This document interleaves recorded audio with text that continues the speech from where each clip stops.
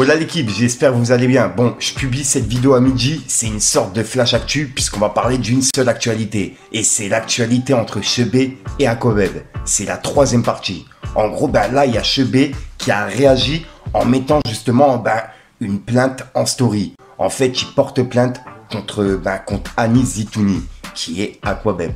Et on peut voir que c'est son avocat qui l'a publié. En gros, il a mis le communiqué directement sur Instagram. Et il écrit: mon client Chebet n'entend pas se laisser intimider et dépose plainte contre le blogueur Anis Zitouni pour tentative d'extorsion. Et c'est son avocat, Rachid Majid, qui a mis le communiqué. Et je vais vous le lire.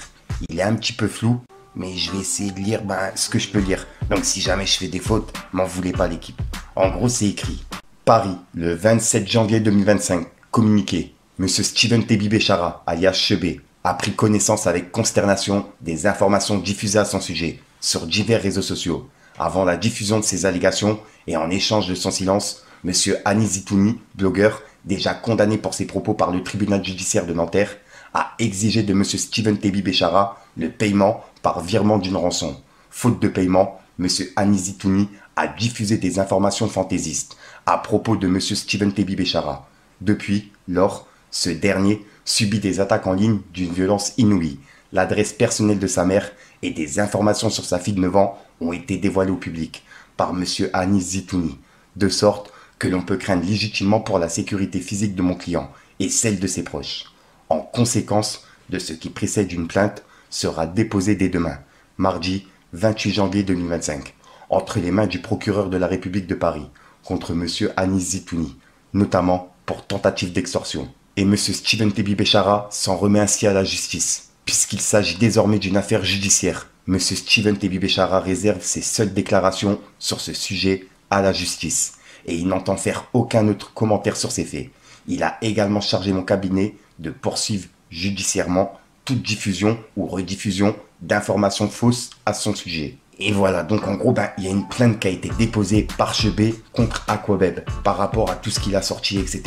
Et là, il y a Aquabeb qui a réagi en disant: dinguerie et le culot jusqu'à déposer plainte alors que c'est mon fric. On va trop rigoler en justice. Alors si tu veux rentrer dans ça, je parle peu. À très vite au tribunal. Et on verra qui doit quoi à qui. Sur ce, bonne continuation la boucave du rap. Frappeur de femmes. Et c'est des messages qui ont pas mal tourné, tu vois. Et il y a vraiment tout le monde qui en parle sur TikTok, vraiment tous les réseaux. Et en parlant de ça, justement, il y a une vidéo sur TikTok qui est en train de tourner et c'est Aquabeb qui parle de cette affaire et qui s'est expliqué vraiment de A à Z, tu vois, pour les personnes qui comprenaient pas. Donc ouais, c'est en train de tourner, donc je voulais vous le partager. Dites-moi dans les commentaires en même temps ce que vous en pensez, vous, de cette affaire, quoi. Bref, regardez. Parce que dans tous les cas, tu as toutes les preuves que tu l'entretenais pour de vrai. T'as vu? Et ça date pas de 2020. Moi, j'ai des screens qui datent jusqu'à 2018, mon frère. Pardon, maman. En fait, moi, ce que je veux savoir, c'est il est où ce déclenchement de te dire qu'aujourd'hui, maintenant, il te doit être. Je t'explique. Alors, je t'explique. Je vais t'expliquer. Que ça, au moins, tu comprends. Et t'as vu, je sais qu'il y a des gens, ils vont faire tourner entre une guillemets parce qu'ils ont pas très bien compris. Déjà, Chebet n'est pas au. Voilà, merci. Merci.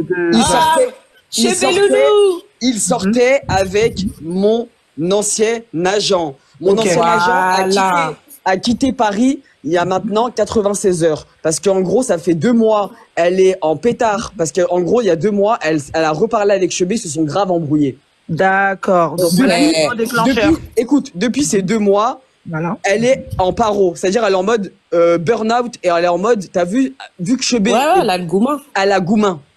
T'as vu quand quelqu'un a goumin, quelqu'un a goumin, il y a goumin. Maintenant, je t'explique. Ma sœur, écoute-moi bien. Asseyez-vous seulement. Ah non, on est couché, hein. On est bien couché même. Couché même. Par terre à l'heure là.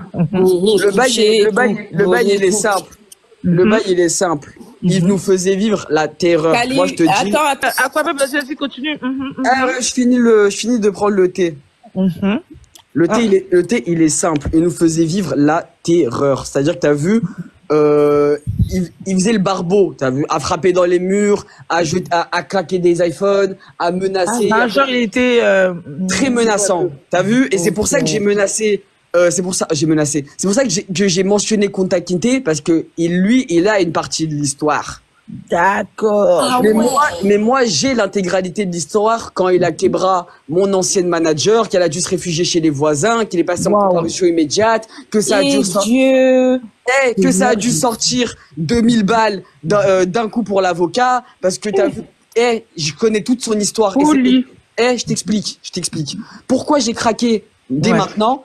Parce que les gens comprennent pas et les gens pensent que c'est que par rapport à une question d'argent. Non, c'est par rapport à une question de santé mentale. À partir du moment où toute la semaine, j'ai dû rattraper la merde que mon ancien agent a fait à cause de Chebé, et bah t'as vu au bout d'un moment, quand tu vois encore la sale gueule de Chebé dans ton fil d'actualité, tu pètes un plomb. Tu te dis, ah cousin, tu veux péter, et bah tu vas péter pour de vrai et tout le monde va savoir qui tu es. Ouais, mais là, il y a aussi ton ex-agent aussi qui fait partie de ça. Même Comment si elle, de son côté, bah, toi, tu prends ses patins. En vrai, là, c'est comme si toi aussi, t'avais pris ses patins et que là, par rapport à Chebé, t'es obligé de, tu vois. Moi, t'as vu, je rentre pas dans les histoires de fesses de personnes qui sont vues tout nues. Ça, c'est leurs histoires entre eux deux, ils étaient en couple. Moi, mon différent, il est entre Béchara et moi, dans le sens où tu te servais quand même de mes thunes qui venaient de ma société. D'accord, ok. Ça fait, t'as vu, viens pas faire le grossiste. Quand t'as vu, et de toute façon, il a dit que ça allait se régler en justice. Dans tous les cas, ça va se régler en justice. Il y a pas de problème parce que t'as vu, je t'explique. Moi, mon ex-agent ne souhaite pas porter plainte et portera jamais plainte pour les violences qu'elle a subies et tout ce qu'elle a vécu concernant Béchara. Ouais, ok. Par contre, t'as vu, moi, c'est Béchara en fait, il est sorti avec elle. C'est-à-dire que moi, t'as vu, Béchara, c'est un souci entre lui et moi. T'as capté? Moi, jamais. T'avais brouté un vrai, je te jure. Moi, je vais pas mêler les enfants d'autrui. Je sais pas si tu vois le délire. C'est-à-dire que t'as vu, il a fracassé mon ancien agent. J'ai expliqué pourquoi. Moi, je travaille plus avec elle. Fallait bien des explications. En tout, là, pour toi, il y a une perte de combien dans tout ça? Je rentre même pas dans les détails parce que t'as vu. Après, n'en dis pas trop, mais genre, moi, je voulais juste vraiment savoir c'était quoi l'élément déclencheur. Là, tu as l'élément déclencheur. L'élément déclencheur, c'est que. C'était votre santé mentale, en fait. Ça fait 2 mois que t'as vu. Ils se sont embrouillés et 2 mois que je subis, entre guillemets, je dois rassurer le fait que vas-y, t'inquiète, ça va bien se passer. Au final, son cœur, il a lâché quand elle a vu Chebé dans ses KO. Ah ouais. Quand elle a vu Chebé dans ses KO et qu'il faisait le malin qui flex, t'as vu, je te dis la vérité, son cœur, il s'est fendu en 1000. C'est là où t'as vu. Donc en fait, c'est par rapport à l'interview, quoi. Ouais. Je savais. Nous y est, comme on dit. Nous y est pour le coup. Maintenant, l'interview, elle a déclenché des démons qu'il fallait pas déclencher. Quand il dit, j'aurais pu péter parce que t'aurais pu péter si t'étais moins beau. Non, c'est parce que t'es une mauvaise personne qui frappe toutes les meufs que tu côtoies. Et t'as vu, c'est pas de la diffamation ce que je dis, parce que j'ai des preuves à l'appui.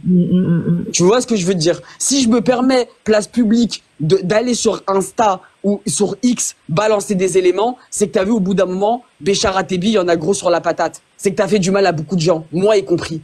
C'est-à-dire que t'as vu, moi... Tu as parlé déjà en privé par rapport à tes tales et tout. Moi, j'en ai parlé en privé aux personnes concernées en privé. C'est-à-dire que t'as vu, là, en interne, ça s'arrange avec des rappeurs qui sont concernés. T'as vu qu'ils veulent pas gâter leur nom. Et je citerai aucun blast parce que moi je suis pas. Non, mais ne cite même pas. Je te dis juste que t'as vu, Béchara, le souci c'est qu'il poucave beaucoup de choses et t'as vu, moi ce que j'aime pas, c'est qu'ils se servent des gens, ils poussent les gens à bout et ensuite, parce que tu vois, le détail que vous savez pas, c'est que la première fois, parce que j'ai expliqué tout sur Twitter, mais les gens malheureusement ils mais tu connais, bah non, mais moi je t'explique.